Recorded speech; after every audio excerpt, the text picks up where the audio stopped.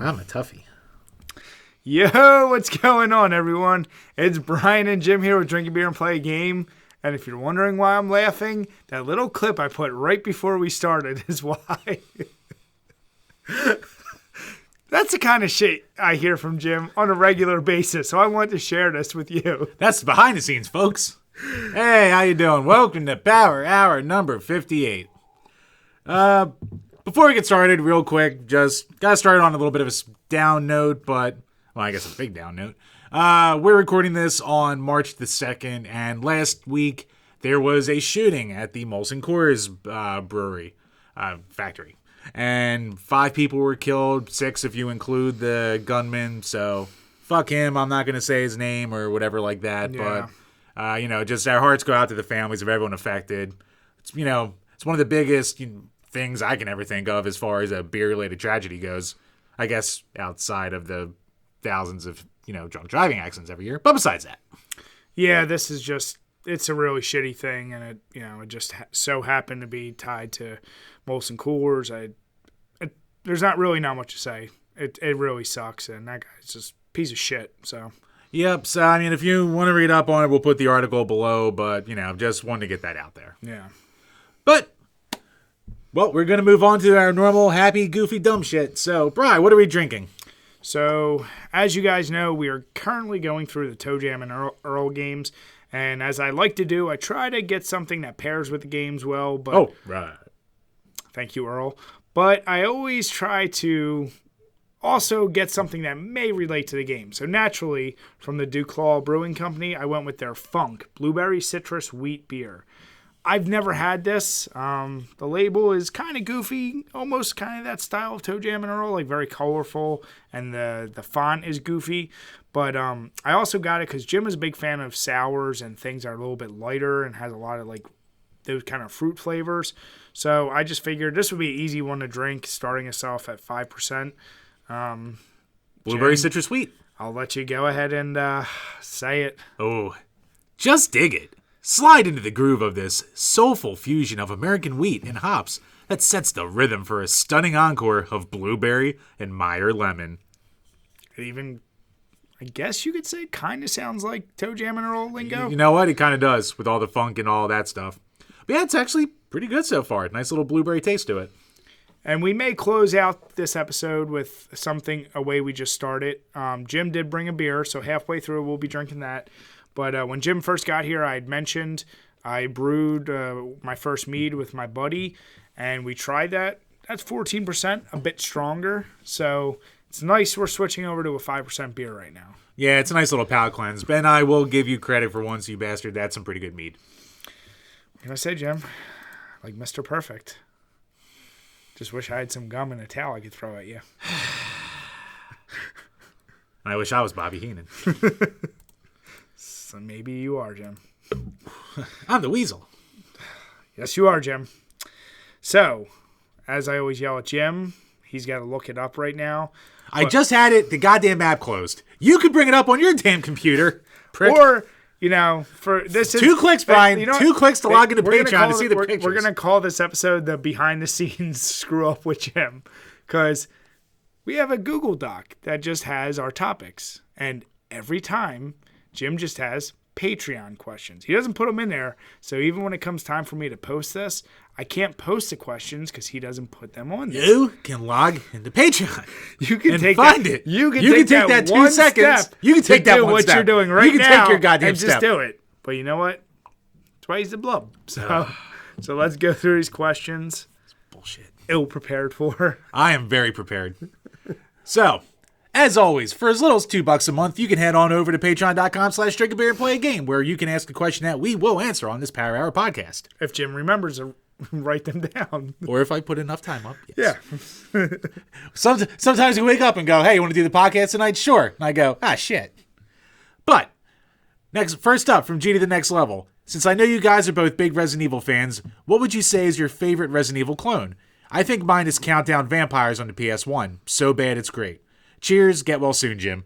Yeah, for those who don't know, I got hand, foot, and mouth for my kid. So that was a week of horrible.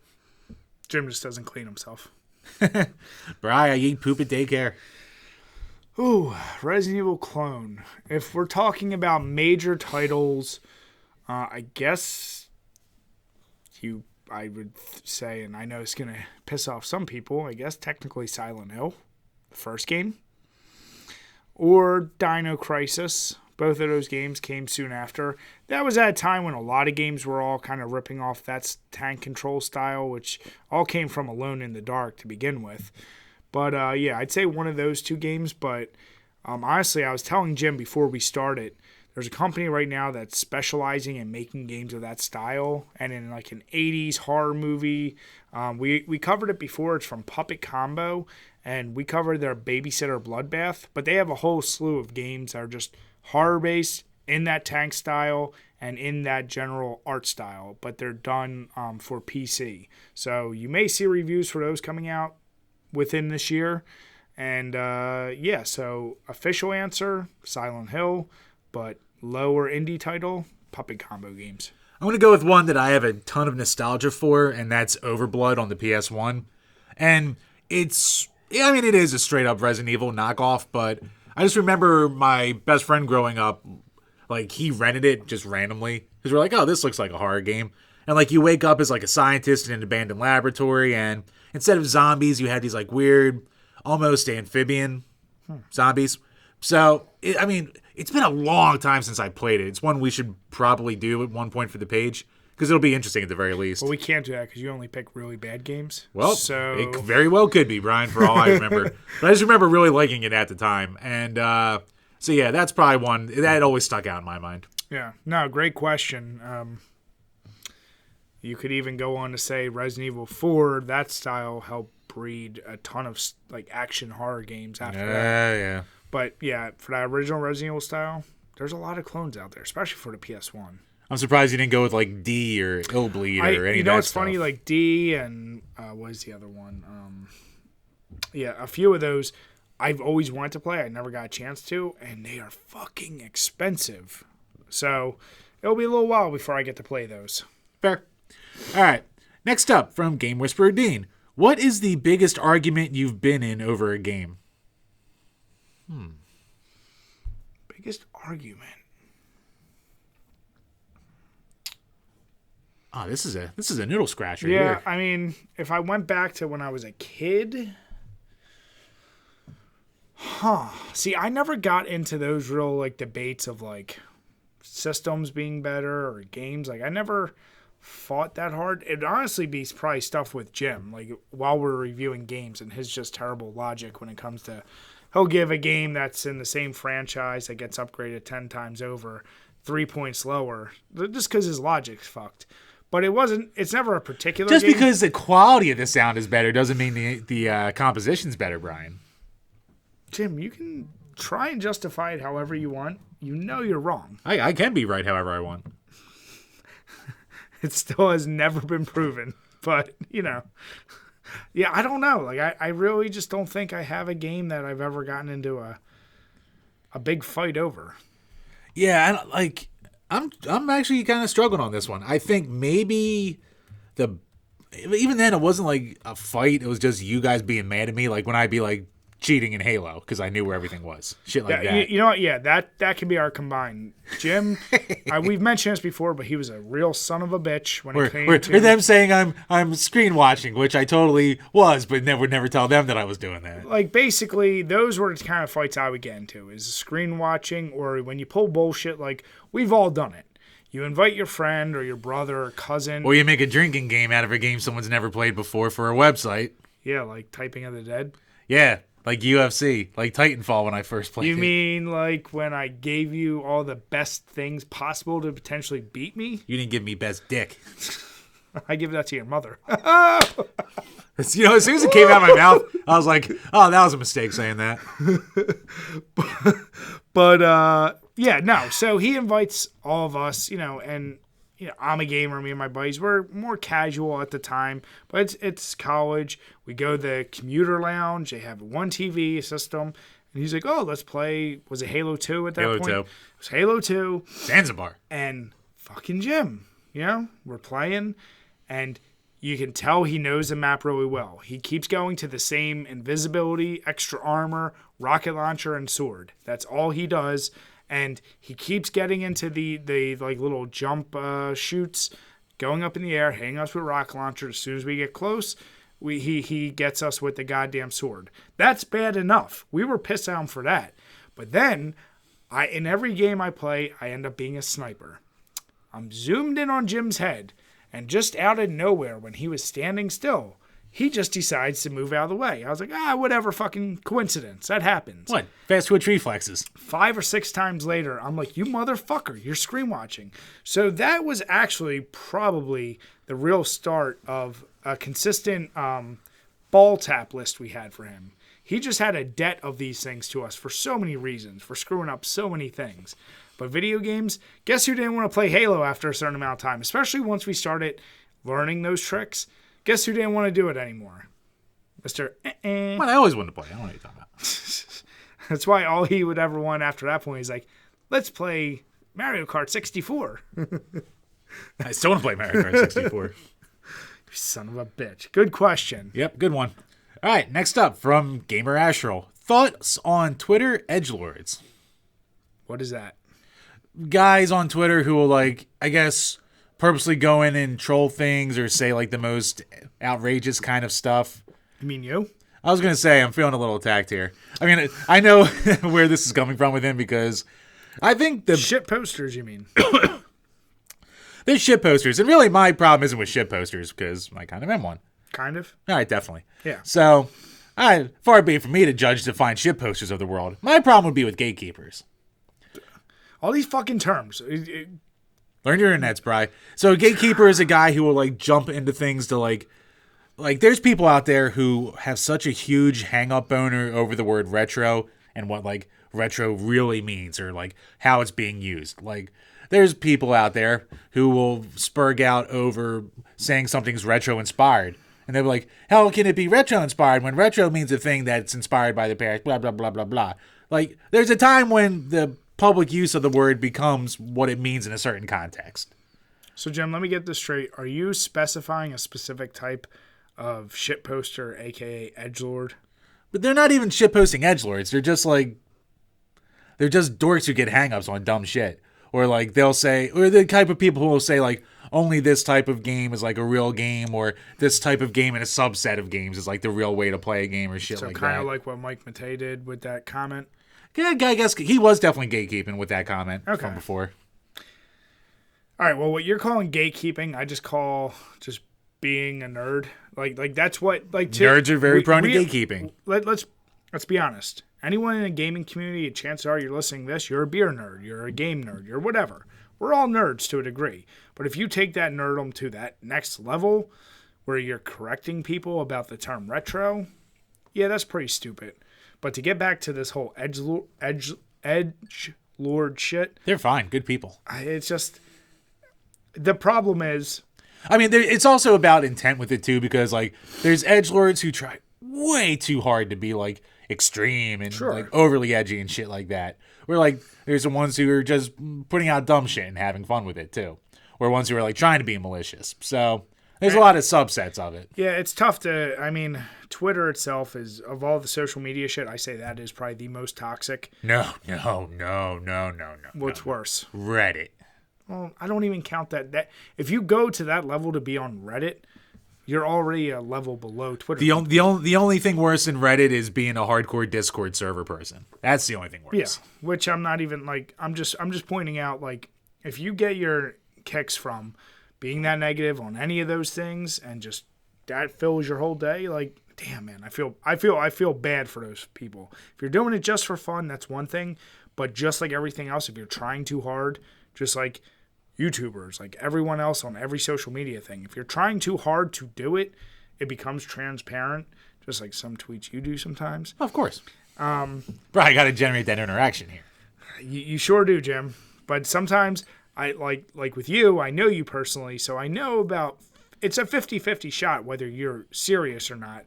And that's pretty fair. I know you pretty much believe it, which is why I get so pissed off. There's so many times I'm about to respond to you. A lot of times I do, but there's so many times I'm about to, and I'm like, no. Like, I'm not even going to waste my time. Right, take my bait. But I'm so furious. So, good question. I really hope you clarify if you meant it for Jim. But I think I know who he's clarifying it for. Because there is one delightful chap who was like going after a buddy of ours for like the gatekeeping dumb shit. So, of course, I have to be a dick responding back. And I'm like, oh, someone has a case of not mad over here. So, of course, he instantly blocks me. And then he like starts like shit talking from behind his block wall, though. So, that's not being an edgelord. That's just being a... Well, you'll have to tell me after I see who that is. Because I'll probably not be blocked. No, you won't be. But, yeah, but you'll have to do some digging. But, like, he was like just going off like, everyone's a retro, bro. And they're ruining this community and shit like that. The gaming community's bad because of people like this. Like, all this kind of crap, so... Okay. It's not so much edgelordom as I don't know what it is. It's just being a dork. We're all dorks. Yeah, but these are sad dorks. Damn it, Jim. All right, and last up from our buddy Todd.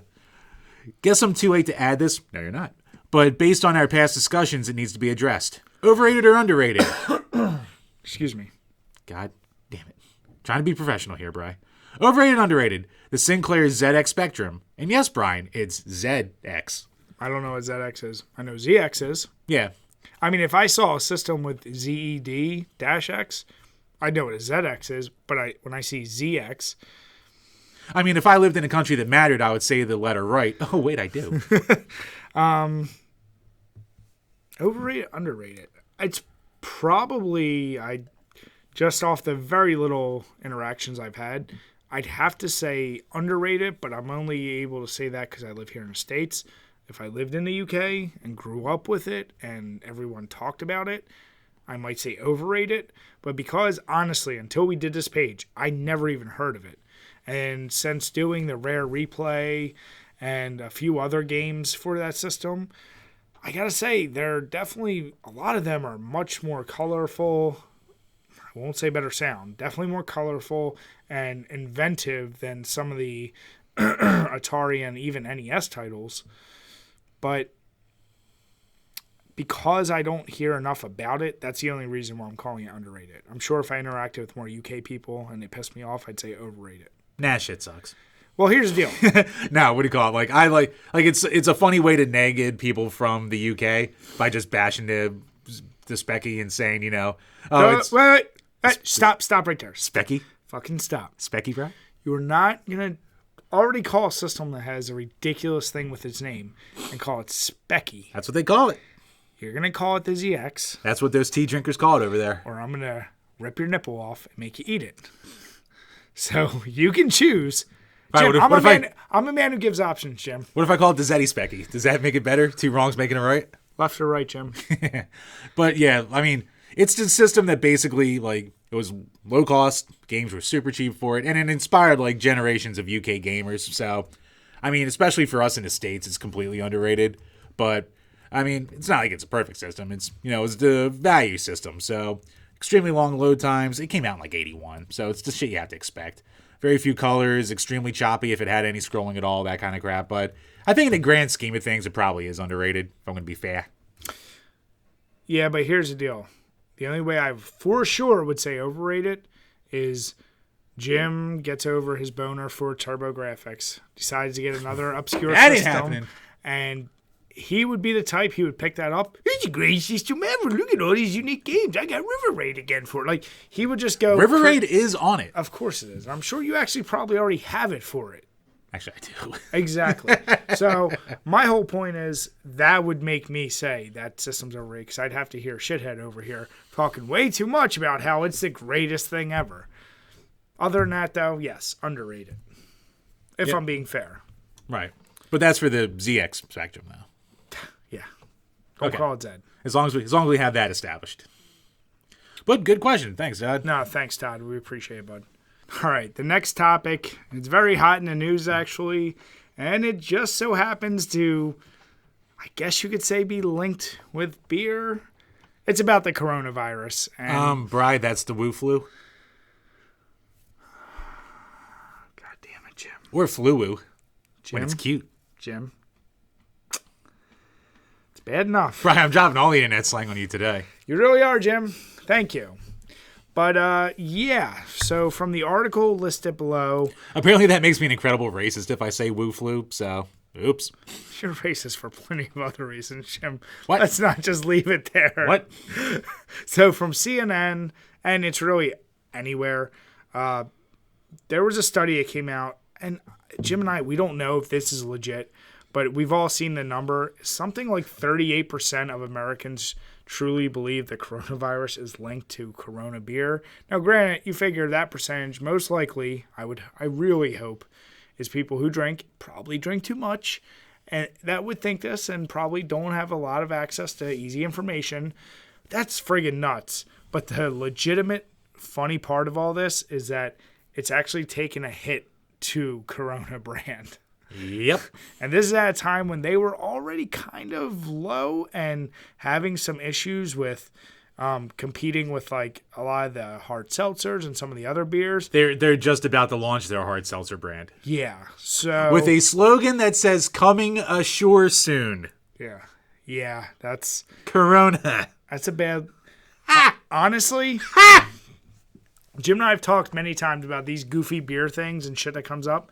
If I were Corona, I would, it's not nice to make a joke of it, but sell a mask with a case of beer. Oh, Jesus. Like, wow.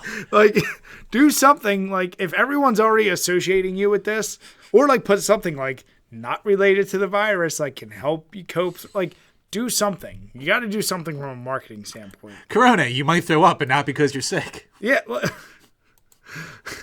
Let's just go balls deep with this ad campaign, Brian. I mean, there's a reason I'm not hired by these companies, Jim. Corona, alcohol cures the sniffles. I'm just, what actually gave, like, I mean, you see it all the time. One of my favorite ones. You see other Corona, alcohols. at least it's not, oh, damn it, I can't think of a Chinese beer. Damn it, Jim. Tiger. Is that a Chinese beer? Yes. Okay, there you go. But anyway, like, I've seen, like, memes of, like, Jack Daniels with a spray bottle. And it's, like, cures the coronavirus. Like, you know, it's like you see goofy shit like that all the time. Or it literally will show a Corona bottle with the mask on it. Either way. Yep. It's just, it's unfortunate. I don't know. Yeah, it's unfortunate for the Corona. Hey, Brian, you know what goes with coronavirus? Some Lyme disease. I actually like that one. God damn it, no. It's a good play on words, Jim. See, someone like you would never think of that. You would go for like too low of a hanging fruit. That's not a hanging fruit. That is Corona a lime. Perfect pairing. Oh, Jesus Christ. But you know, the thing is, like I said, it's interesting to see. And my favorite, and I'm so tired of it now, just like everyone with a lot of these things. Oh, I didn't like Corona before this whole coronavirus. Like, oh God, when I like retweeted the 38% article here, all it was oh man, people are finally catching up. You should shut up. It's like, come on, man. Those are the responses that annoy me. I'm like, all right, we get it. Like, Corona might not be great, and especially you talk about the craft beer community. Holy fuck! But at the end of the day, it's humorous to me. I'll put it like that. 38%. Our country's retarded. It's just, I think that just proves it. But here's the deal. Here's what I love. I forget who it was. I almost want to buy stock in Corona right now. Like, I want to fill my basement full with Corona cases because That's too expensive for you, Jim. Well, not if Corona, how long it keeps lasting, Brian. That shit's going to drop. But like, I'm going to be right there. What pissed me off was when I would see those links like America, 38%, da-da-da. But all these other countries, or like presumably people from all these other countries wanted to weigh in like, oh, we always knew that. It's like, shut the fuck up. Like, most of those countries, you guys came from there to get here or something. So, like, that's the stupid shit where I'm like... You drink warm beer. Shut up. Like, yeah, come on. We perfected craft beer. We perfected a lot of things. So... Freedom, capitalism, democracy. Stay in your lane. That's all I'm going to say. Having large penises. Perfected that. Jim, why didn't you get on that train? Look, Brian, I'm still probably larger than some countries. There's pygmies in Australia. Damn it, Jim. Are pygmies in Australia? I don't even know where they're at. Yes, Jim, they are. Okay. So, either way, comment below if you've found anything humorous or crazy about this coronavirus memes I've been out there. Send it to us. Send it to Jim so he can actually put some good stuff up on Twitter instead of shit posting all the time. How dare you, sir? And an interesting spin on something we've talked about many times. Yeah, something I don't think anyone saw coming. Except for Mr. Nostradamus over here. Because I mentioned it in one of the previous podcasts. You didn't mention shit. From TheVerge.com, they're mentioning how Hasbro is bringing back the Tiger Electronic LCD handhelds.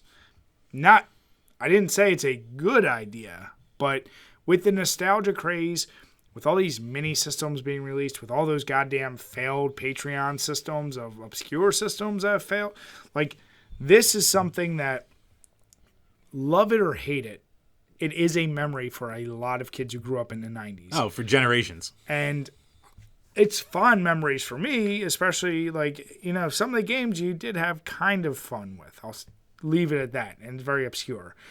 But these will come back, and they're launching this fall at about $15 each. And titles include Little Mermaid, Transformers, X-Men Project X, and Sonic the Hedgehog 3.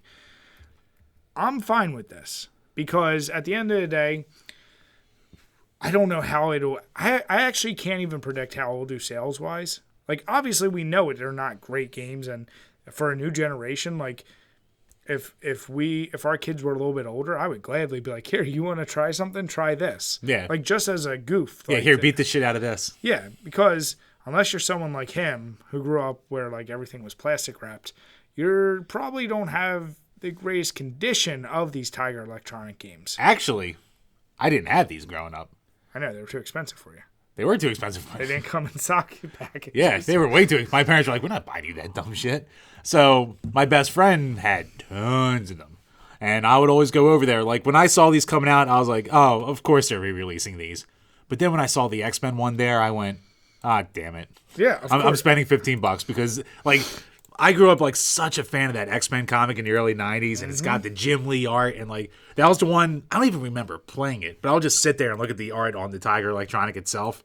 I'm gonna be buying that one. They're good-looking machines. The art on the machine, it's like the shittiest version of a little arcade in your hands, and, yeah, I'll be right there with you. I'm not suggesting they're great, but they are a great part of my memory as a kid, and I will want to have my kids, when they get a little older, I want them to try it out and just, like, laugh about how ridiculous it is. I mean, I might get... My daughter loves Little Mermaid, so she could just get there and she would just stare at that and have it beep at her. Stop using her as an excuse. You're getting it for yourself. I'm not just Jim, getting it that for was myself. your first whack-off material. Let's face it. No, Brian. My first whack-off material was when I would steal the bra and panty sections from the Kmart calendar from the Sunday paper. You know, Jim? You opened that Pandora's box. I try to make this a family wholesome show. Do you now? And you just bring your Is this filth. why we're not more successful? You just bring your filth in here. That's why we have only 2.3% females watching us. Right, we are at a record high 2.3%. Thank you, Maria. I think we just lost 0.3%, Jim. Thanks. No, come back, Maria. Damn it. So, yeah, tell us in the comments below, putting aside what you think about the Tiger. Is it something? I mean, there is a lot of hate for this, and like people just going, "Oh, Jesus fucking Christ, not these things." But which I get. Wasn't there also? And I could be butchering this. But it's also one of the finest AVGN episodes, too. The Tamagotchis. Is that what they were called? Tamagotchis. You had the Digimons, which are Tamagotchis that fought each other. Yeah. So was Tamagotchi the pet that you grew, the digital little pet? Yeah, Tamagotchi. Yeah. Didn't they just kind of re-release those as well? I thought I just they saw did something. like a year or two ago. Yeah. So it was in that article actually too. Basically, everything us 90s kids grew up with, I think you will see some form of a re-release because it only makes sense. We crave retro shit. We crave what we had during our childhood. Look at friggin' Disney Plus. One of the most popular things on there was the X-Men cartoon. Like for a long time. It's just that's where you look for things that you had when you were a kid. Or even just look at the movies of the last 10 years. Like, did anyone in 2008 really need a G.I. Joe movie? No. Like, as far as I know, those toys aren't even around anymore or weren't around for a while. Certainly not relevant. Like, it's just people... We just love it. Yeah. people who were kids, they get 20 years older and they have money to spend now. So that's all it is. So I'm all for it. Speaking of re-releases, if I want any type of re-release, I want re-releases of all of my old favorite toys from the 90s. The Wrestlers, my Teenage Mutant Ninja Turtles, Power Rangers, doesn't matter. Just so I can collect them at a not crazy price and give them to my kids. That's it. Simple. fair. So, actually, solid topic, Jim, you son of a bitch. I have my moments. The next couple, I actually just threw in last minute, but we won't spend a ton of time on them. Jim and I, obviously, last year spent most of the year going through all the Resident Evil games. Sure did. Prior to that, we had done Resident Evil 1 and Remake. Right. We didn't do most of the Resident Evil games. We just did the mainline games and a very few spin-offs. Yes. There are so many games we didn't get to. That's very true. But we may need to amend that list. And coming out next month, there's a Resident Evil 3 Remake. I'd ask you if you saw any of the trailers for it. I know the answer's no. I'm sure you've seen screenshots. I think I watched the first trailer that came out. Okay. Yeah. So it's done just like Resident Evil 2. Looks amazing. I'm surprised by how fast they shit it out. Yeah. My only That's guess, almost a little concerning. I guess because they have the graphic engine in place. So now they have the full engine in place, and they're able to say, okay, we can revamp that. We can revamp a few others, which we'll get to in a second. But my guess is they worked on that pretty much just like the original. Think about the original timeline of Resident Evil. Between 1 and 2, there was a decent gap. Between 2 and 3, it was a year. Yeah. So, well, 1 and 2's remake was like 18 years. No. I'm not 17, talking about the 18 years. remakes. I'm talking about The original games? the original games. Resident Evil 1 yeah, was that's like, what, 2 or 3 years? It was. That's what I'm saying. There was a more Because there was like Resident Evil 1.5 that was like with the blonde girl who was going to be the star and all that before they director's revamped cut, it. but then Became Devil May between Cry 2 and and 3, shit. it was literally like a year. It Right. was really short back in the day. So, the interesting thing I read, I'm not sure how I feel about it. It's not like I looked at this, how it defined the game. Joe's in his hot. Well, of course we knew they were going to take that down. They take Tifa's tits from us. They take Whose tits? Tifa from Final Fantasy VII. Her tits are small in the remake. You could have went with like Mortal Kombat, something we've talked about, Jim. Well, Brian, I'm freshening it up. Why would I revamp an old topic, Brian? Because that's all you do, Jim. But no, the multiple choices in Resident Evil 3. Like those moments where it's like fight the nemesis or run away. Yeah. And really, anyone who knows the history of Resident Evil 3, those were put in there because they didn't have enough development time. And that was a kind of cheap way to give additional replayability to make you keep going back through the game through very simple choices. They said that's the only reason that was put in there. It wasn't meant to be put in there. They just did that because they ran out of time. So obviously they're saying now we have full time. We want to give you a full-fledged story that everyone experiences the same way. I'm okay with that as long as the story is, and I'm sure it'll be fine. But I never looked back at Resident Evil 3, and that was like one of the hallmarks of why I loved it. Like the choices. I barely remember the choices. It was always like I like when you mention it, like I remember it, but Yeah. like Resident Evil 3 just in general, like story wise and with a you lot don't of things. think too much about it, right? Right, yeah. Yeah. Because you're like, Resident Evil 3, just remember, fuck, Nemesis. That's really it. Yeah, and it's like, It's remember, like, oh fuck Nemesis and wow Jill's outfit. and also I remember, oh shit, you start with an assault rifle, automatic weapons, like Yeah. shit like that. So I'm really excited when it comes out. Yes, I'm going to play shit out of it, just like I kind of done with every Resident Evil game. Not guaranteeing it, but I might do a Twitch stream or a YouTube stream. Either way, it will be one we review. I'll force this motherfucker to play it one way or another. I'll play it. But then right on the tails of that, they're also kind of released, there's been some insider who's released some information about Resident Evil 8 and a Code Veronica remake. Now, very quickly, I've said many times, the original Code Veronica, it seems a little overrated in my book, but if they do the remake the way they've been doing these other ones, I could be on board for it. I'm fine with it. Yeah, like Code Veronica kind of suffered from the violence being toned down and from being like the transition more towards like it was the first one to really transition like heavily towards action, even more than 3 did. So Yeah. But that was like the growing pains game. Resident Evil 8, apparently what I'm excited for, they're taking it like Resident Evil 7, first person. Oh, are they? Yeah, they haven't confirmed if it's a story directly after, although there is a character that's tied to Resident Evil 7 that may be in Resident Evil 8. But I love that. Like, you have this engine that you're using for Resident Evil 2 and 3 and, like, remake all the old games. I don't care. But take that Resident Evil 7 style, because I love that game. And it really brought horror back to the franchise. So I'm all for it. You don't need to keep with Umbrella and like that storyline. Keep going in a different direction. Do other viruses. I mean, no spoilers. Resident Evil 7 does separate itself enough from the original game while still maintaining some ties. So I'm all for it. I'm excited as shit. I kind of feel like this is the revamp of the series that we've been dying for. And I feel like the next couple of years, that's going to dominate the horror franchise. Well, no, we're definitely in another golden age of Resident Evil. Yeah, so it's kind between 7, 2's remake, and assuming these games will be good. Yeah, so and then unfortunately, like the original series, it'll hit saturation point. Oh, yeah. They'll do way too fucking many. I mean, the fact that they already have 3 crapping out right now, I'm just like, wow, that's quick. Well, there was that other game, I forget what it's called, where it's the asymmetrical, you're the mastermind, and there's like 4 survivors. And you set up an arena with like traps and zombies, and as the people move through, you release monsters onto them, but then you can become Nemesis or a tyrant. I thought I sent you that game. We'll have to talk more about it the next podcast. Yeah, I don't remember that. But it's very interesting, but it looks like it's really just a multiplayer game. Well, that wasn't that Operation Raccoon City, was it? No, this is... Because that's the one where you were just the raccoon people. That was the one where, I forget what it's called, but we'll talk about that next podcast. I think I know what you're talking about. I can't remember, though. Shit. It looked crazy because you're like, oh shit, I can play as Tyrant. I can release liquors. Like, you're a mastermind who's trying to stop these survivors from doing something, so you keep releasing shit, and the survivors have to work together, and they're all real people.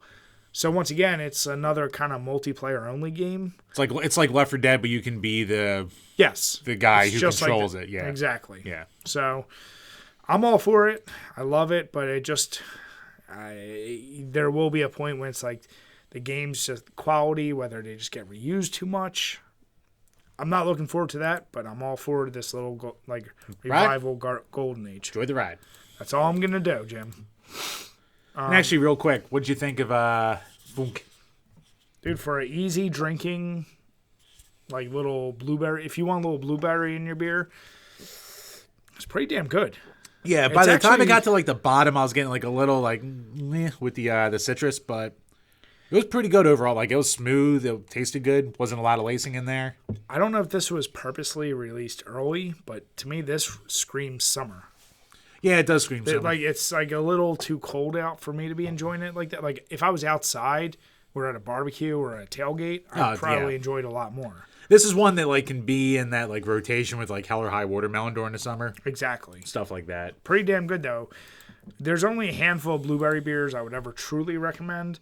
And this is one, if you need one, especially during gaming, it's not heavy. Goes down pretty easy, so yep. For sure. And we've also moved on in the meantime to the Elysian Space Dust IPA. It sucks so bad, the Elysian. Ever since they got bought, they are so much harder to get a hold of. Who bought them? Either Miller Coors or Anheuser. Okay. So they were one of the big craft beer purchases in the past 4 years. And they're ones, especially during like fall season, between their, I forget what it's called, like Big Bad Wolf or Big Bad Moon. They had a chocolate stout. Like, they had all these really good beers. Night Owl was good. But this is the only beer on the East Coast that I've been able to find for the past couple months. So it kind of sucks. And you can find this at like Acme too, which is weird. Like, it's tough to find the others, but like I got the 6-pack. Yeah, you can get that. What happened is whenever they were purchased, and I apologize for not knowing racing, by the way, which one has bought them, you would think, okay, what's the big deal? They're going to help with distribution. Apparently what happened is the deals are, if you go to a craft beer store and say, hey, you want some Elysian Space Dust, but you also have to buy these 10 cases of Bud Light. And people were like, well, no, we don't want that, so we're just not going to do it. So it kind of fucked them over pretty hard, which is one of the big concerns about when they get bought, when these craft beer companies get bought. I mean, I'm sure the owners on their private islands now are really worried about that. They're not, but I'm saying it The end screws user. over the Screws the consumers. end user. Yeah. But no, this is It's fine. it's an IPA. Yeah. It's solid. It's not amazing. It's not amazing, but there's nothing wrong with it at all. If you like IPAs, you'll drink this and go, yeah, okay. Yeah. Now another topic, and I'll link this to Resident Evil. I'd wanted to bring it up because I have a few of these in my mind. We'll call this segment a random gaming memory. Okay. Doesn't even have to be really fond, but maybe if I paint a picture, one of the most common memories for gamers of our generation was if you put in a certain code, you could see Sonya nude in Mortal Kombat. Yeah. Like those kind of like stories. Too bad that was fake. It was. Well, the best example of that I have, and if we've already covered this, I wasn't sure. You and I have talked about this, but my one cousin, when I first got Resident Evil, convinced me that, if you turn around in the mansion and you go to open the door to Cerberus runs in. Yeah. He convinced me I think you did mention this before, yeah. If you open that door 100 times, you could get outside and you'd get like a rocket launcher or some really good weapon. So, however old me, 11-year-old me, okay, let me try it. Like an asshole. I died a number of times because you keep getting those dogs coming in after you and you run out of ammo. I tried it, and surprise, surprise, it didn't friggin' work. That's one of those things that, like, I feel like it sucks for newer generations because they're not going to have that. You can dispel that completely, just like all the old shit we had with arcades, with our old systems. That's something that will be completely lost in translation and can never be replicated. And I feel like that sucks because those little secrets or those little bullshit things were things that help feed you wanting to try out games. Once you beat them, they're like, oh, what else can I do with this game? And that spawns to me the other thing is how often nowadays do you think kids, you play a game, you beat it, but then you go back and spend more time with it because you just don't have that many games or, there's not a plethora of other shit for you to play. Like, I feel like nowadays you play a game, you beat it, or it has multiplayer, and then you play the next multiplayer version of that game. Like, there's no going back and replaying multiple times that often. Yeah, I mean, it could be weird, too, because, at our point in our life, we can just throw down for a new game whenever we want kind of deal. So, I don't know, maybe there are kids out there who, like, they get a game and they have to just play it, and maybe they'll play through it again. I can't think of the last time with a newer game that I really went back and was like, oh, I got to play through this again, like, right now. Yeah, well... or, like, multiple times. Like, I think the last time I did that was with, like, the original Army of Two, back when I was still, like, achievement hunting. Yeah, well, yeah. And that was where you and I, we both did that way too much with many games. And you did it way more than I did. But it's like, on top of that, like, Fortnite's a perfect example, or Minecraft. They'll release patches to give more content to the game. Right. But, like, going back through and finding secrets in a game, like Saint Rose 3 has tons of secrets. You go through, you play it, but I feel like most kids are like, Saint Rose 4 is right around the corner. And the release time of these games, and just a sheer number, I just feel like they're not going back and going to be trying to figure out every secret. Like, the best example might be Nintendo games where... like in the Mario games, like you want to collect all the moons or the stars? Well, yeah, in Odyssey, the moons, yeah. So it's like those kind of things might draw people in. And those games have such a big gap between the first-party releases that's probably the best example. Like, I think I just saw they're talking about Breath of the Wild 2. Yeah, and I know people who have basically 100%ed Breath of the Wild, which is crazy. But, sometimes that's why they throw so much in there that if you love a game, you want to complete it, you're going to get your 400 hours out of it just by doing everything. Yeah, and where you don't need to really go back to it. You're going back to it has been just doing it the entire time. So from a random gaming memory, I guess, do you miss the full exploring it on your own, or like now? I miss going back to your point. I miss randomly finding stuff. Yes, like just on like a small scale, like Streets of Rage 2. There's certain areas where, like, if you walk behind the truck at the right spot or during the fog level with that, like, alien head thing, if you, like, hit your attack button at that right certain moment and covered by fog, you can get 1-ups. And like just by randomly playing, I'll be there punching a guy, and all of a sudden I get the ding ding, and I'm like, wait, what the hell is that? Yep. Yeah. I miss that because, and like Jim said, him and I, we don't have a shit ton of time to play these games. So if I'm playing through, especially if we're doing a review, I'm going to want to know right away, what are some secrets? What are things we can talk about? What are things we can discover? So I'm going to do what everyone else does. I'm going to Google it. I'm going to YouTube it. I'm going to say, what's here? Like, I can't remember, other than games I'm playing right now, like playing through as a casual experience, I'm still not even willing to go through and like, I'm going to get every collectible in this game just because I don't got the time for it. No, that's done for me for trying 100% games to get close to that shit. So it's like, what was the... you're the guy who went and got the Mega Man blaster in Dead Rising. Well, that and I 100% it Skyrim. And now Jesus. I have gone back and redone it. Like Fallout 4, same deal. I 100%ed it, but then I went back and did all 4 endings. Like I saved at the right moment. Yeah. Played through all 4 endings, but then I went back after one of the endings and did every like side mission. Like I did that with New Vegas. Yeah, like Bethesda games are my perfect example where I probably still will put the time in to do that, but it's over a much longer period.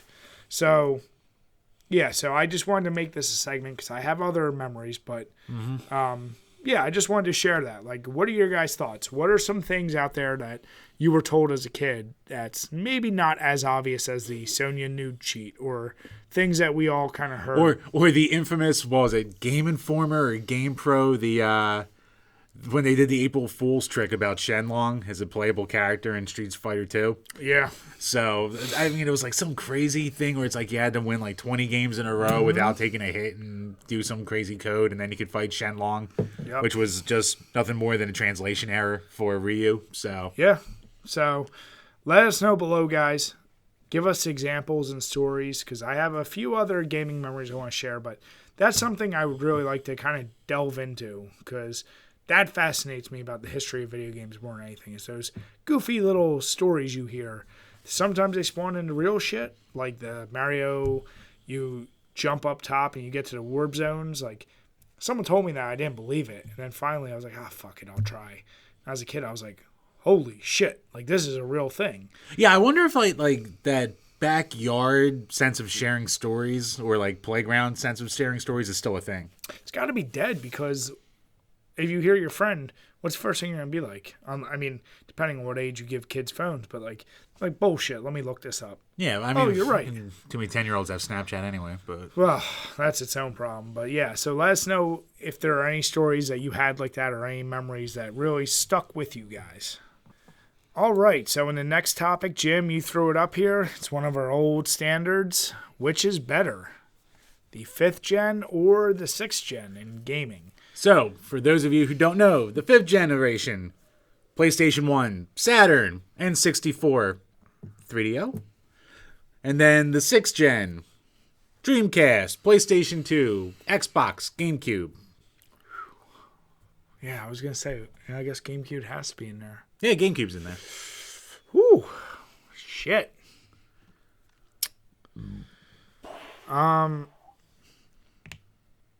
So, if you take this, we'll just argue first, company by company.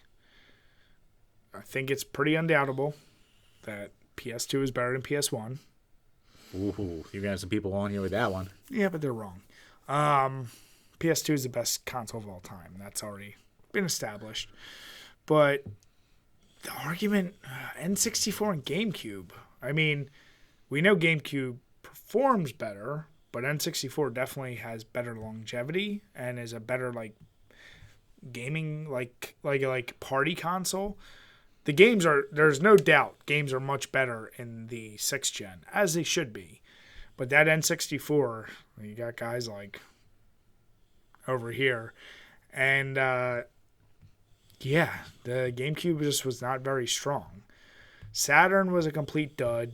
We've talked about Dreamcast enough. But the real X factor here, I didn't mean to use that term, but the Xbox. That kind of like legitimized a legit third contender to PlayStations and Nintendo if you will. Because like Sega was already kind of on its way out, and even though Sega still had Dreamcast, that was a dying breed. And in a lot of ways, the Xbox is like the spiritual successor to the Dreamcast because Sega just started plopping out a ton of sequels and shit on that. Yeah, but what I'm saying is like, put aside the goofy controller, put aside whatever, like that console was goddamn impressive. Like playing it for the first time. Well, I remember with the Xbox back in the day being like, with my friends talking about it, we're all like, well, if I want to have a computer, I'll just buy a computer. Like, that's the first time you ever said that, was with the original Xbox. And it gave you, and especially because it's Microsoft, you're like, oh, like they're trying to get into gaming. Right. But, you know, Halo, like, I mean, there's a million games we can name, but like, I can't, there's so many good games, and actually, if you're a retro collector, that system, you can still get a lot of the games for pretty damn dirt cheap.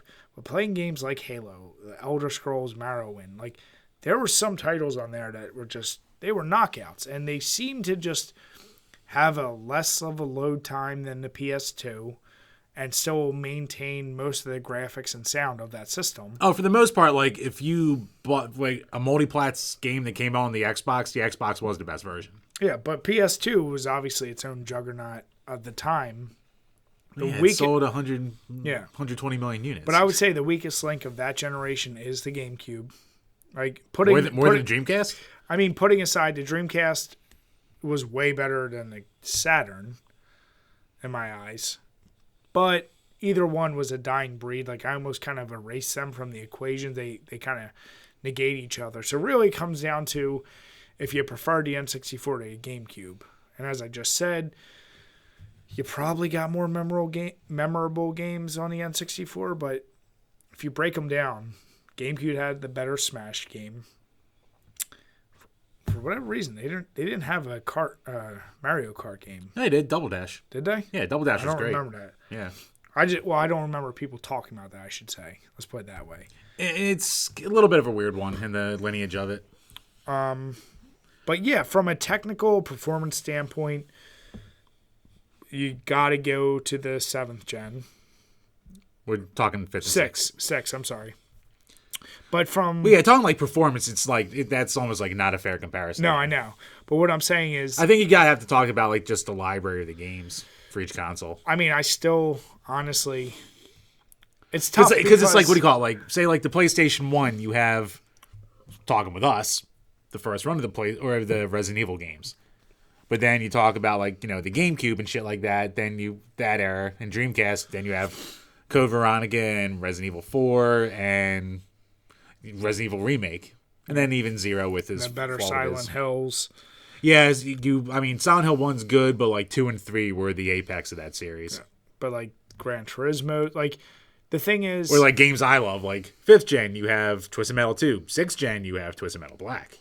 Like, there's a toss up for you. So. I think the RPG dorks would go with the 5th gen way more. Yeah, but we've obviously never catered to them. I don't. I mean, at the end of the day, there's plenty of RPGs. Whether they're better or not is debatable.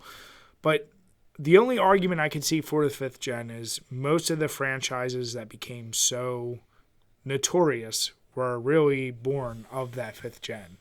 Resident Evils, the survival horror genre itself on consoles is truly from the PlayStation.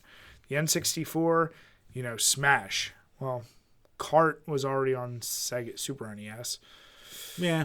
3D Mario, Mario 3D, Ocarina of Time, like those games. Yeah, like those are the weird comparisons too. Like 5th gen, you have Ocarina of Time and Majora's Mask. 6th gen, you have Wind Waker. And isn't Skyward Sword? No, Twilight Princess was like a transition game, so that could kind of count. I mean, they're both. That's my point. Like or like Final Fantasy, or actually, I mean, like go back to the RPGs. Like that's the generation where it really blew up in America because you had Final Fantasy 7, 8, and 9. Yeah. Whereas on like the next gen after that, you had. I mean, people love 10, but then you had like 11 and 12. Yeah. So. The reason, like I said earlier, that I stick with the 6th gen you have GoldenEye Perfect Dark versus Time Splitters. You have... Yeah, I mean, that was the last legit good first-person shooter for Nintendo. Yeah, probably. I I still say the big difference is the introduction of the Xbox, because after that generation, when you get in the 7th gen, as we just did all those lists of like games of the decades, there was a whole paradigm shift of how gaming was done in general. And it was only because the Xbox was able to survive and show it was a legitimate contender during that 6th gen that gaming itself before that point was Nintendo, Sega. PlayStation came along, and that was developed during the 5th gen. It established its dominance in that 6th gen at a time when Nintendo, whether it couldn't compete or whatever. Well, I mean, PlayStation butt raped the 5th gen, too. No, I know, but that's what I'm saying. Like, then it looked like, oh, fuck, now that you have this juggernaut, Sega's on the way out, Nintendo will always kind of be there. And then Xbox came along, it's like, well, shit, it made things more interesting. So even though my preference for games from the PlayStation era might outweigh the PS2, I think there's no denying it's 6th gen. For me, at least. I think that's clearly better. If you want to go with historical significance, once again, you're still talking about the best-selling console of all time being in that 6th gen. So it's tough to argue against that. I think our nostalgia is we grew up much heavier with that 5th gen. That was the key. Like that was our key like teenage years. So, but right, 5th gen has Symphony of the Night. 6th gen, man, that's fine. I mean, that's what I'm saying. Like Symphony of the Night, the Resident Evil games, Gran Turismo 2, I still prefer, even though all the other Gran Turismo since then were way better. It's because those were the years I was hardcore playing. But the most games I have for any console is still PS2, because there are a ton of great titles. And we're not even touching on the fact of the sports games. The fucking jump and leap in better sports games. You get goofier games. Like it's just wrestling games became even more amazing in that 6th gen. Even though I know Jim still loves No Mercy the most, I still say the SmackDowns, once they really moved on, they were pretty goddamn awesome. And, you know, it's tough to say, but I'll stick with 6th gen. I think I'm actually going to agree and go 6th gen for the main reason of, and it might be an unfair thing too, just because of, you know, time progressing and like games getting better in quality for what they're trying to do. But like when we look at games that I never touched before, if we looked at a lot of 6th gen games randomly and we'll look at 5th gen games. Great point. The 6th gen games just hold up better for the most part. So much better. Yeah, 5th gen. And I mean, the 5th gen really was the growing pains, which is a shame for it because it started a lot of great franchises and shit like that. But the 6th gen it's easier to go back to and like discover new stuff on that. Yeah, of the age of especially guys like us, 5th gen games age so poorly. 5th gen is our like the end of we're early 30s, early to mid 30s. So the end of our true nostalgia is probably the 5th gen. So I'll always love the 5th gen for a lot of the games there, but the 6th gen is just the quality is just better. Age so much better, and it's right before that 360 PS3 where the graphics are so much better. Like there was that giant leap where they perfected, like obviously everything done in 5th gen. So if I had, you know, my kids go back and play, I'd say try these games from 6th gen because they're like pretty good. Whereas a lot of people who try 5th gen games nowadays would be like, the fuck is this? Yeah. So yeah, I mean, if you're a graphics knob, you're going to be like, oh, I have the fog of the N64, the graphics warping of the PlayStation, where the 6th gen is just like, okay, the graphics don't hold up, but they still look better. And it plays better. Like, there's just so much more done. You have arguably 3 of the best controllers of all time in that generation. DualShock 2, the Wavebird, and the 2nd gen Xbox, which just became everything else. Everything, yeah. No, I think of all the gens, the differences. Xbox kind of started and perfected online gaming right out of the box for consoles. I mean, Jim and I sure as shit didn't hear about any type of LAN parties before that gen. I mean, that was a gen that you hooked up. Unless you were computer people, yeah. Which, so, you know, I'm not going to say unless you were dorks. Unless you're Jim not getting any Splatoon. But Right, if I was going to be doing that, then I'll just be playing RPGs like the rest of the PlayStation 1 people. But yeah. Throwback. Thank you, Jim. So yeah, that's a good topic. Like I said, it's probably the toughest generational gap for me to answer because I have so much tied to that 5th gen, but if I'm being honest, 6th gen is just better. Yeah, I mean, like, the 5th gen has my favorite game of all time, but even I can still say the 6th gen is probably just better overall. And that changes from day to day because one week it's Streets of Rage 2 and then Star Fox 64, and then all of a sudden Star Fox 64 drops to number 4, and it's like, but I like Tetris 99, and I like Rocket League, and then he'll switch it back, so... Mr. Inconsistent over here. Right. So let us know what you guys think below. I'm actually curious what all you will think because that's a titty twister right there. Yeah. Good job, me. Thanks, me. Hey! God damn it, Jim. Ah.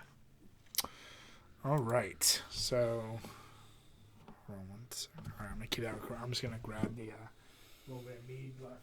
Okay.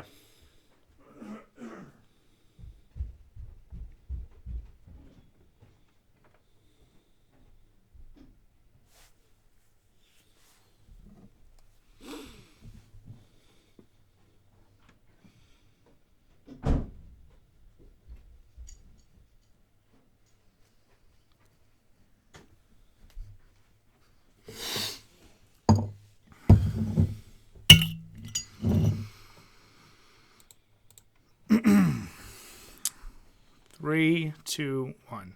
All right, so before we hit our last topic, Jim, I think you and I basically summed it up. Done the Elysians. They're good. Just fine. Nothing spectacular. Look at this fucking lacing, though. It's still on the goddamn glass. It's pretty... Even after the fact. Holy pretty shit. healthy with the lacing. To close out, for drinking-wise, I am pouring out, once again, thanks to my buddy Pat for letting me help him brew this. But 14% mead. He actually calls it the Crimson Orchid. You can find that on Untapped. And it's got a lot of vanilla, some cherry.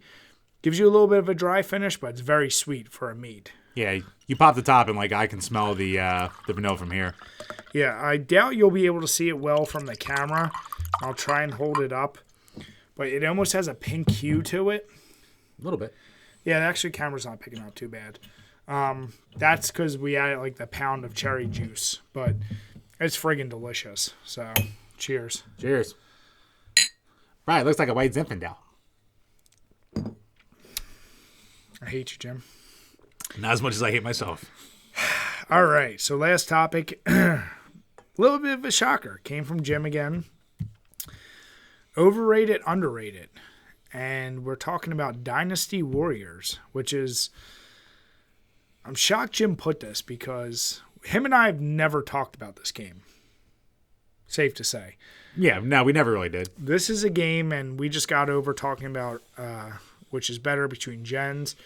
Dynasty Warriors 5, it's either 5 or 6 I got for the PS2 just on a whim. I don't even remember why I got it. I fell in love with that game because I was like, the large-scale battles, zoomed in as a specific general and going around and beating the shit out of all of them. Never beat it, never held my attention long enough, or maybe I wasn't good enough at it. But then I was like, oh shit, there's like a whole bunch of these games. There is. They continue to release them, and is there like a new one out within this past year, I believe? Yeah, I think the last 2 years. I don't think it was actually that good, but there has been. I mean, they come out all the fucking time. So, like I think like Dynasty Warriors 9 or 10 was the last like official one, but there's like the Warriors Orochi lines, and then there's like the license specific ones like Hyrule Warriors or Fire Emblem Warriors or all the Gundam Dynasty Warriors games and shit like that. So this is a genre of game. The easiest way to describe it if you've never played it, think beat 'em up, but once again, you have a large scale battle. You zoom into the area where your general's at. You wipe out all the troops in that area. You go to the next one. You rinse and repeat. But it's this humongous battle that's going on. With the occasional boss fights and shit. Yeah, exactly. So I love that concept because I've always been obsessed with Age of Empires, Rome Total War, games of large-scale battles, and one of the things I always wished I could do was control a like soldier in a specific fight, because I was always like, oh man, I know this is a really good soldier, and if I was controlling him, I could take out these other troops that are fucking him up. So you kind of get that here. You don't have control over the rest of your army, although some games I think eventually did let you at least position their movement and say, like, this troop attacked this troop. You can kind of give commands and, like, have... Because, like, it's about also, like, holding control over bases and shit like that, too. So instead of having to run back and forth between all of them with your one-player character, you can just, kind of leave some guys there a little bit. So it's especially some of the later games are very tactical, but it's, at the end of the day, an action, hack and slash, beat 'em up, whatever you want to call it. What's interesting is I've never talked to a single person about these games. I knew they've always come out, but I also, even on Twitter, on anything, I've never seen anyone talk about them. The only, like, person who, like, I've seen really talk about them a lot has been Jim Sterling. Like, it's always been, like, a really niche genre. And, like, he's just a zealot for it. So... Actually, he recently made Philly resident, too. Is he really? Yeah, he lives in South Philly now. I'll have to meet up with him. Yeah. You two will get along. What? What? Both gyms. I'll leave it at that. But here's the deal. That's a rabbit hole I'm not going down. So, quite honestly, though, because I've never heard anyone talk about, there's no way I can say overrated. I do think there's a ton of games, and honestly, other than 2 titles, I've never played outside of them. But yeah, but then it's like, is it truly underrated, though? That's where it's tough. Because there's so many games, it's like, I guess I can't say underrated. But there's nothing legit. I had a ton of fun with the games. I love that genre. This is one of those examples where Jim and I talked. Like, when you saw the whole Mario and Rabbids taking examples from, like, XCOM and that style of game, I actually wish other games would, like, kind of take this inspiration, like, this style of game for other franchises. I think other games have done it better. And I think there's been games, and it's really killing me. But there is a game that you can control it at first, like an Age of Empires or StarCraft, but then you can specifically zoom in. Brutal Legend? No, I can't remember. Actually, Brutal Legend starts as like a hack and slash, and then it becomes like an RTS later on. So I guess the best example would be like, think like a Star Wars Battlefront 2. Okay. So like you have the large scale thing going on, but yeah, you can zoom in and be a very specific person, control it, and change the wave of battle. I am obsessed with that style of game. Man, this is going to be one of the few times I don't know if I can give a legit answer, because I've only had experience with, like I said, best case 2 titles. And I had a great time with both of them, but honestly, if I kept playing them, I might be like, this shit's overrated. They just keep rehashing the same old thing over and over. Yeah, I mean, I guess I'll give my answer first, and I'm probably going to go overrated, and even, like, in the sense of people who like the games. Like, I'd have to say for them, like, I'd be like, come on, you know they're overrated. Just because, here's what really sealed the deal for me. Like, I've only played a couple, and I've never held the interest, like you, to beat any of them. But, like, it almost seems like it depends if I like the license enough to keep my interest. Like, I really liked Hyrule Warriors, and I played like one of the Gundam ones, and I was like, oh, this is fun. But like, I never kept with it for long. But then like, I have the Fire Emblem one. It actually came with my Switch in a bundle when I bought it, and I only played that a real little bit, and I was like, I'm bored. I can't do this. Or like the classic ones where I know like the straight up Dynasty Warriors line with like all those ancient Chinese like actual generals and stuff like that. Like, they've built a story around all of them as the games have gone on, but I just never could get into it or care enough. So that's a good point. Like, I think, like, if it's a thing that depends so much on me liking something else and just having a goofy beat-em-up to have with it, I can't fully say that, like, they're worthy of, like, the praise they do get, even though if it's from its niche audience. So, just for the pure fact of being devil's advocate. That is a shitload of games. Being a devil advocate, going against Jim, I'll say it's underrated in the sense that it clearly spawned. It wasn't the first. The main series was I guess the word I would say is Koei's Romance of the Three Kingdoms video games. That was the main series, and the spinoff became Dynasty Warriors, Dynasty Tactics. So Sudan. And actually, it's kind of funny that the first Dynasty Warrior games is a one-on-one fighting game. Yeah. And then it just spawned into this, like, the crazy... So they're up to 9 Dynasty Warrior games, the last one coming out in February 2018. Yeah, I know people hated that one. But even that, there was a whole bunch of others.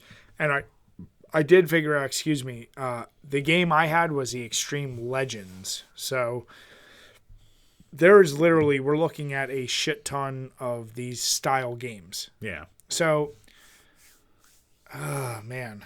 You know what? I'll say overrated. Actually, I do want to play one of those Fist of the North Star ones, offshoots, too, one of these days. Looks like it'll be fun. I guess I'll maybe say, without being super knowledgeable, so if I'm saying the wrong thing, just relax. Yeah, you're talking to two guys who've played, maybe 5% in total of, the whole series. If this was a spinoff of another series, along with other games that were clearly spinoff of a main series, and the amount of games that have spawned, I can't call this underrated. I have to say overrated, because then it just becomes, it was just a series of spinoffs from another series. That original series I put as underrated because it clearly spawned a shit ton of these other game and the styles. But, goddamn. 9 games in this one series that was a spinoff of another series. That's... Yeah, I mean, we just did a quick Wikipedia search, and, it's anything in the whole subset of it. It's 50-some games. Yeah. But... It's got its fans. I did enjoy the few games I played, but honestly, I get it. I don't know who would be so obsessive. I really hope all these games are drastically different. Like, you have Samurai Warriors, Pirate Warriors, Blade Storm... Ken's Rage, Hyrule Warrior. There's just a ton of these style games, it looks like. I hope they're all drastically different and not just basically palette swaps and character swaps. But either way, if that's the type of game you like, Jim and I have talked many times. It's a really good time waster. I mean, we could argue that that's its own genre, similar to how FPS is. All FPSs are, at the end of the day, kind of the same. Shoot the other guy. Yeah, true. So this is just hack and slash through the enemies. Yeah, fair point. But yeah, if anyone out there, if you are a big fan, please let us know. Please let us know what makes this stand out so differently than all the other styles. And it definitely, if you've ever played them, you know the feel they have. Yeah, for sure. So, with that, guys, thank you as always for listening. Once again, if you're watching us on YouTube or listening to us just through our audio file, do us a favor. Head over to iTunes, hit subscribe, give us a review. It really will help drive us for the iTunes and, Actually, question for you while we're on the subject. I know we upload them to our website so they can be in the RSS feed for iTunes. Yep. Can people download a straight MP3 off the website? Mm-hmm. Okay, so for people who don't have iTunes for obvious reasons, you can go to our website and download the MP3 so you can have the audio file there. Yeah, so we try to provide this, obviously, video for YouTube, and then we put the video on our website. But we have the MP3 on our website if you want to download it directly. We have it on iTunes, and we're actually looking at a few other podcast things that we might broadcast this on as well. Yeah, we might as well get up on Stitcher and all that shit. Yeah, but, as always, guys, we truly appreciate all the support, all the questions. If you ever want us to hear anything specific, from us, let us know. And as we've said before, we'll be getting back in the swing of things with a few guests coming up very soon. Yeah, we're going to try and get back into the whole guest game and the consistency game again. My family, throughout the whole month of February, there is not one, at least one person was sick the entire month. So that fucked us up. And I couldn't drink beer for the past 2 weeks, so. Well, you were in a weight loss competition. And guess who won? Yeah. So, yeah, we'll get back to the consistency and all that shit, too. So, with this that... is some good meat. I'm liking this shit. So, with that, guys, thank you once again, and cheers. Cheers.